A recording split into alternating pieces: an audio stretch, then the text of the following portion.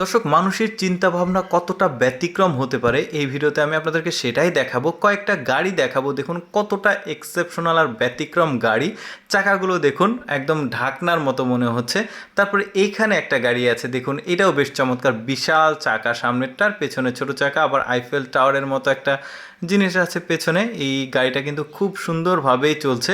ওই যে বললাম, ব্যতিক্রম চিন্তাভাবনা থেকে এই ধরনের এক্সেপশনাল গাড়ি তৈরি করা হয়েছে।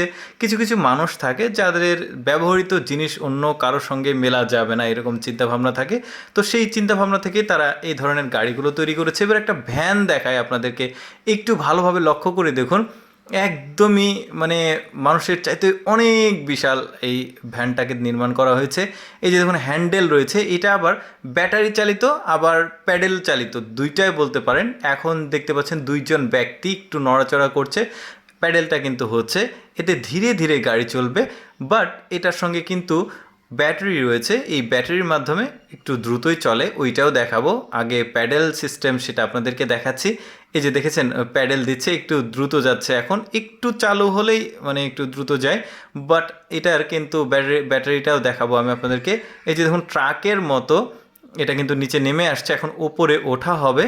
কিভাবে উঠছে দেখুন, এটার কিন্তু যে বক্সটা সেটাও বেশ বড় সড়ো, মানে যেদিকে মানে জিনিসপত্র মালপত্র যেটাতে বহন করা হয় এটাও কিন্তু বেশ বড়। বাট ব্যাটারি কি এত ওয়েট নিতে পারবে? যা হোক, সেটা পরের ব্যাপার। তবে গাড়িটা বেশ এক্সেপশনাল আমার কাছে মনে হয়েছে। এই যে দেখতে পাচ্ছেন এখানে এটাও রয়েছে, চালানোর জন্য হ্যান্ডেলও রয়েছে, আবার এটা কি বলে ড্রাইভিং এটাও রয়েছে। বেশ চমৎকার। এই যে কিভাবে চলবে সেটা দেখতে পাচ্ছেন, সব সিস্টেম করে দিয়েছে। মানে এক্সেপশনাল বললে আসলে ভুল হবে না, বেশ চমৎকার। এই ধরনের গাড়িগুলো সচরাচর খুবই কম দেখা যায়। আমি সবসময় আপনাদের সামনে ব্যতিক্রম কোনো কিছু তুলে ধরার চেষ্টা করি। তো যাই হোক, ধন্যবাদ সবাইকে।